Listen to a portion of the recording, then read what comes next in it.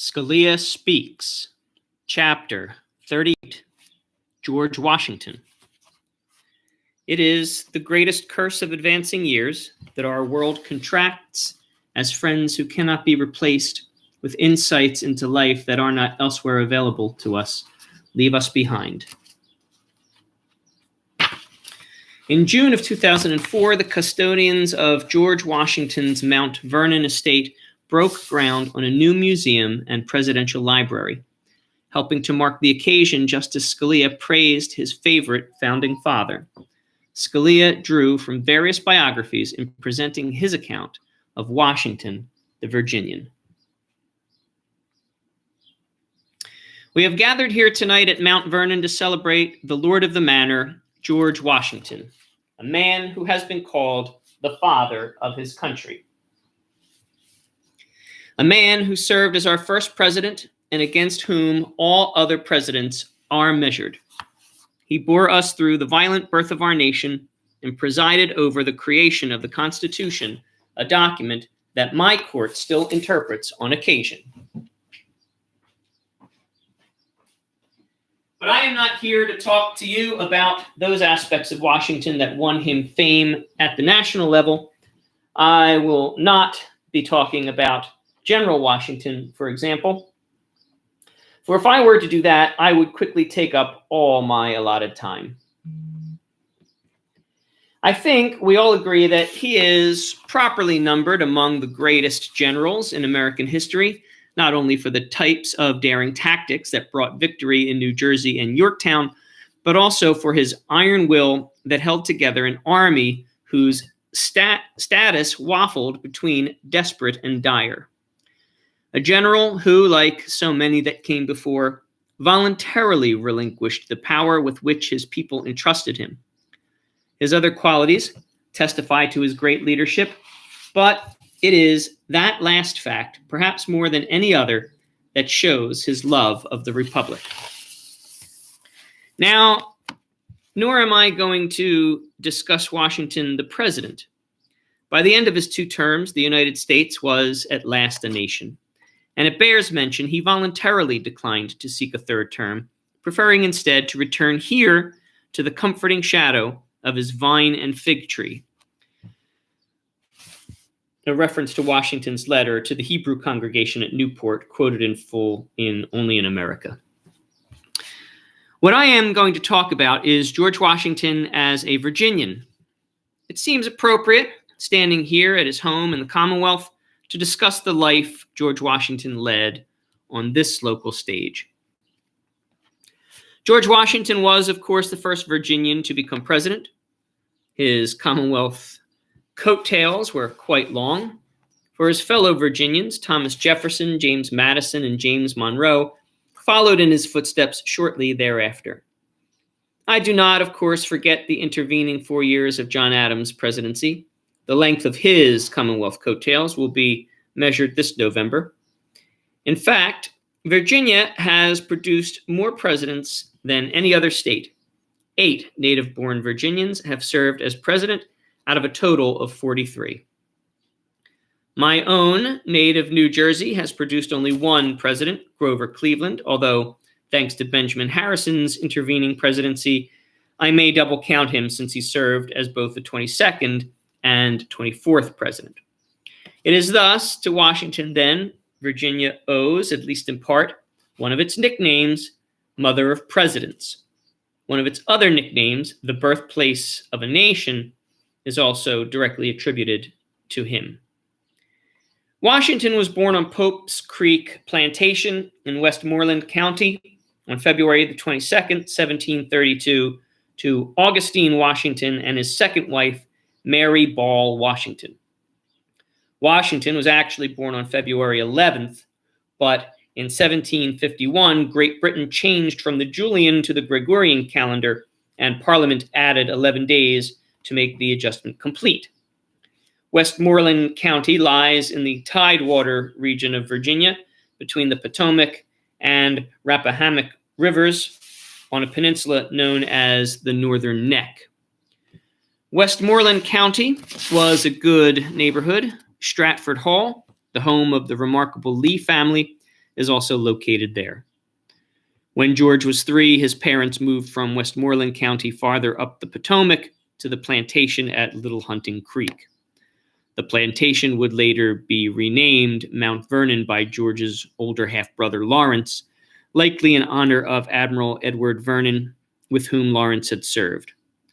A few years later, the family moved again, this time to a plantation, later called the Ferry Farm, in present Stafford County, on the left bank of the Rappahannock across from Fredericksburg.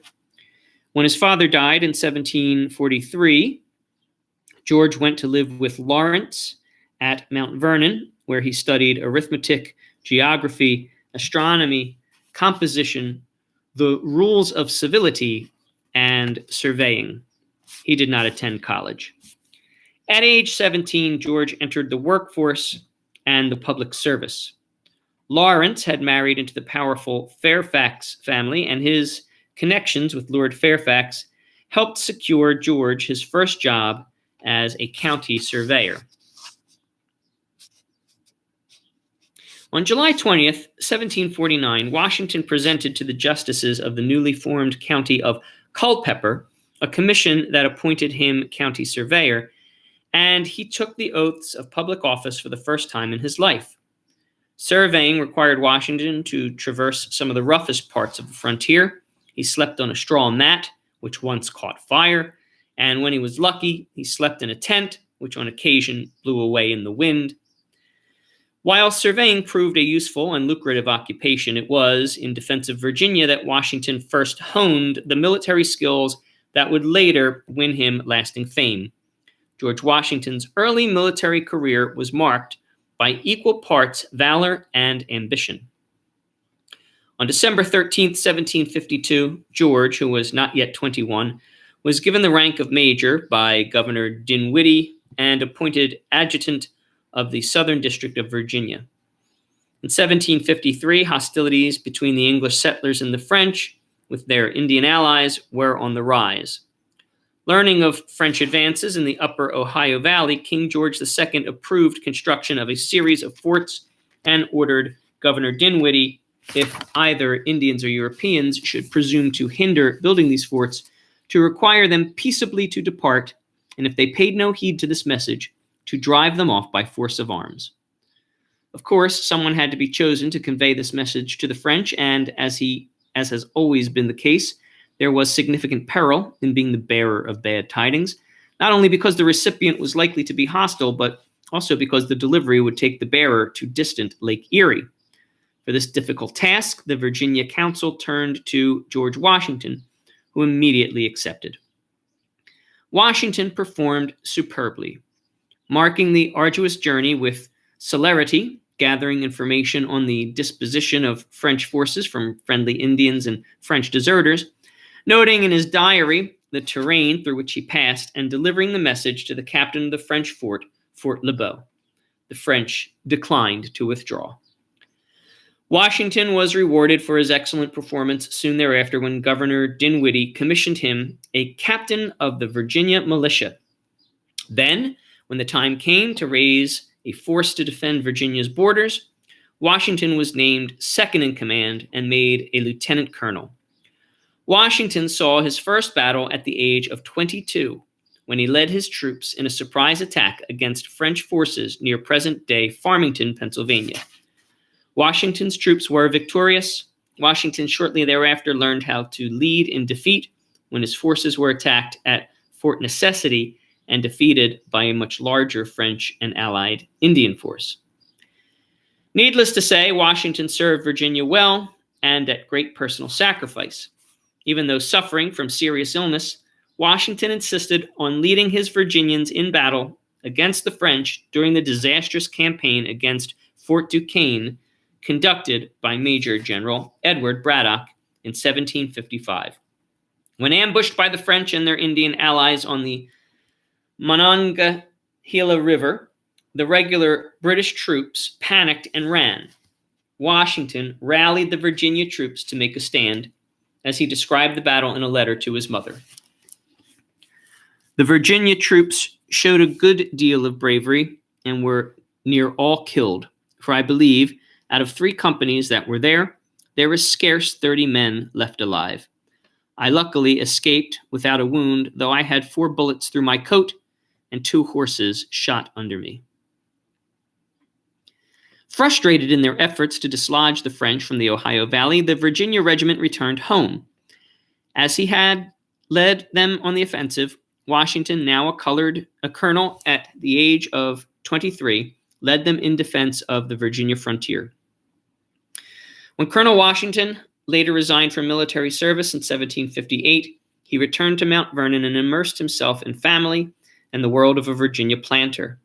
Mount Vernon would not actually become George's until he inherited it upon the death of Lawrence's widow, Anne, in 1761. Until that time, he paid an annual rent of 15,000 pounds of tobacco. George was no exception to the rule that we all marry up. On January 6th, 1759, right after he resigned his commission, George married the, by the standards of that time, quite wealthy Martha Dandridge, the widow of Daniel Parke Custis. Martha's holdings, which became George's, included about 15,000 acres, much of it prime real estate located near Williamsburg. But perhaps the most treasured thing that Martha brought with her were 2 stepchildren, John Parke, Jackie, and Martha Parke, Patsy, Custis, who at the time of the marriage were 6 and 4, respectively. George, who never had children of his own, immediately became attached to these 2 and lavished affection upon them. As a planter, Washington was in his element. By this time, that being the 1760s, he could boast of substantial estates, and he would continue to expand the borders of Mount Vernon throughout his life. 6 days a week, he worked hard managing the farm, sometimes even rolling up his shirt sleeves and performing manual labor. And on the 7th, he rested and attended church. Washington was a devout Episcopalian. As for his crops, he began with tobacco, but when that proved less profitable than he desired, he added wheat. He had his own water-powered flour mill, a blacksmith shop, brick and charcoal kilns, carpenters, and masons. He also had a fishery, which produced shad, bass, and herring. He experimented in cattle breeding, kept stallions at stud, and flirted with bison farming. If Washington worked hard, then he played hard as well. He attended picnics, barbecues, and clam bakes. He greatly enjoyed dancing, fox hunting, duck hunting, fishing, cockfighting, horse racing, boat racing, and card playing. Mount Vernon was a haven for guests where tea and cards were always at the ready. In the 7 years prior to 1775, it is estimated that some 2,000 guests passed through Mount Vernon, many of whom stayed for dinners and overnight. On June 30th, 1785, after the Revolution, Washington wrote in his diary that he dined with only Mrs. Washington, which I believe is the first instance of it since my retirement from public life. The hospitality of Mount Vernon and the generosity of its master were not restricted to other planters or members of the Virginia aristocracy. Washington lent sizable sums to those in financial distress, even at the risk of his own solvency. Let the hospitality of the house with respect to the poor be kept up, he instructed Lund Washington, his second cousin, and the manager of his plantations. Let no one go hungry away, and let some money in charity to the amount of 40 or 50 pounds a year also be given to assist the indigent and afflicted. Though retired from military service for the time being, Washington continued to serve the people of Virginia. From 1759 to 1775, he served in the Virginia House of Burgesses, such as a burgess from Frederick in Western Virginia, and later as a burgess from Fairfax. In his first successful election in Frederick, Washington instructed his supporters to provide entertainment to the electorate, which was successfully accomplished through 66 gallons and 10 bowls of rum punch, 58 gallons of beer, 35 gallons of wine, 8 quarts of hard cider, and 3.5 pints of brandy. Upon taking his seat, Washington received an excellent appointment to the Committee of Propositions and Grievances, one of the 4 principal instruments of the House. And later he was elected to the influential Committee of Privileges and Elections, and to the Committee for Religion. The legislation Washington sponsored as a Burgess was of intense interest to his constituents and probably of very little interest to anyone else. For example, one of his first projects was a bill to preserve the water supply of Winchester by preventing hogs from running at large therein. In a time when long-winded speeches were the norm in legislative debates, George Washington mostly kept quiet, a habit that earned him the respect and no doubt the appreciation of his colleagues. Though it seems strange in this age of celebrity, Washington did not relish the spotlight. In his first year as a Burgess, Washington was honored by the General Assembly for his military service to Virginia. By order of the Assembly, Speaker Robinson delivered a speech praising Washington. When the speech was over, Washington rose to give his thanks for the honor, but was so tongue-tied that he was unable to articulate a single word. When it appeared that Washington could not make reply, the Speaker gracefully interjected, "Sit down, Mr. Washington. Your modesty equals your valor, and that surpasses the power of any language that I possess." When he did speak, Washington's few words went a long way. As Thomas Jefferson said, "I served with General Washington in the legislature of Virginia before the Revolution, and during it, with Dr. Franklin in Congress. I never heard either of them speak 10 minutes at a time, nor to any but the main point, which was to decide the question. They laid their shoulders to great points, knowing that the little ones would follow of themselves." So great was the respect of Washington's colleagues that when the time came to appoint representatives to the First Continental Congress, he received the third most votes among the 7 appointed to attend. A year later, he received the second most votes for the Second Continental Congress, coming in behind Peyton Randolph, the president of the First Continental Congress, by only 1 vote. Washington also was active in local civic activities.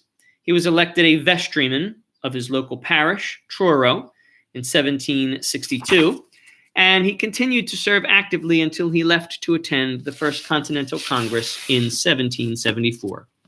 He did not tender his formal resignation until 1784.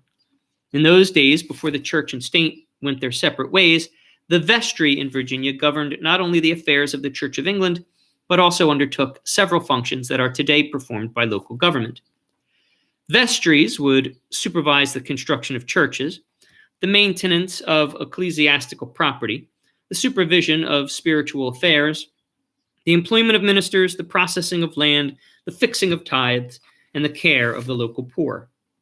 It is a measure of its importance that in the years immediately before the Revolution, Truro Parish had a larger budget than the budget for Fairfax County, in which it was located. Each year, the vestry selected 2 of its members to serve as church wardens, and Washington was chosen for this task 3 times. A church warden had special duties, such as binding out orphans and indigent children as apprentices and presenting cases of blasphemy, profanity, drunkenness, adultery, and fornication to the county court. In 1768, Washington was appointed by the governor to serve on the county court of Fairfax County. These courts considered civil as well as criminal cases, though capital cases were outside their jurisdiction. They also had a variety of administrative duties, including supervision of public buildings, laying out and improving roads, and levying taxes. I, for one, am thankful that our modern, robust notion of separation of powers has removed such administrative duties from the court's dockets. Along with George Washington, George Mason, Washington's country neighbor at Gunston Hall, also served as a justice of Fairfax County and vestryman of Truro Parish.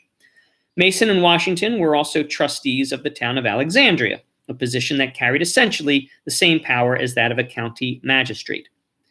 Washington had a local and pecuniary interest in the navigability of the Potomac. In 1769, Washington and Richard Henry Lee introduced a bill before the House of Burgesses for clearing the Potomac to make it navigable from the Great Falls of the river, which are a little above Washington, D.C., to Fort Cumberland, which was located in western Maryland, about 130 miles from modern-day D.C. Nothing came of the project at the time, but Washington, along with Thomas Jefferson of Annapolis, Maryland, and George Mason, gave much thought to the project, and after the Revolution, they helped to found the Potomac Company, of which Washington was president. In addition to actively addressing physical problems associated with the river, Washington worked hard to address legal conflicts that were no less threatening to those who depended on the river for their livelihood. For years, Virginia and Maryland had staked out conflicting claims to ownership of the river. In 1785, Virginia and Maryland appointed commissioners to address this problem, and they met at Mount Vernon at the invitation of Washington. The commissioners agreed upon a compact, a set of rules that would govern usage of the river by each state and its members. The compact, unfortunately, did not end all disagreement between the two states over the river. This very term, my court was called upon to decide a case, Virginia versus Maryland, that involved the very compact hammered out at Mount Vernon. Washington's home state prevailed, by the way. And even after his retirement from the presidency, Washington continued to be a model citizen of the Commonwealth. He served on a grand jury, and before this, he had several times acted as petit juror. When at Mount Vernon, he invariably attended the elections, although it was a ride of 10 miles to the polling town. All told, excluding his boyhood, there were but 7 years of his life in which Washington was not engaged in the public service. Throughout his many adventures, George Washington never lost his love for Mount Vernon, and it was to here that he always returned when his work allowed. He is buried here in the family tomb along with Martha. His final words, a characteristically pithy and yet accurate summation of his life, "'Tis well."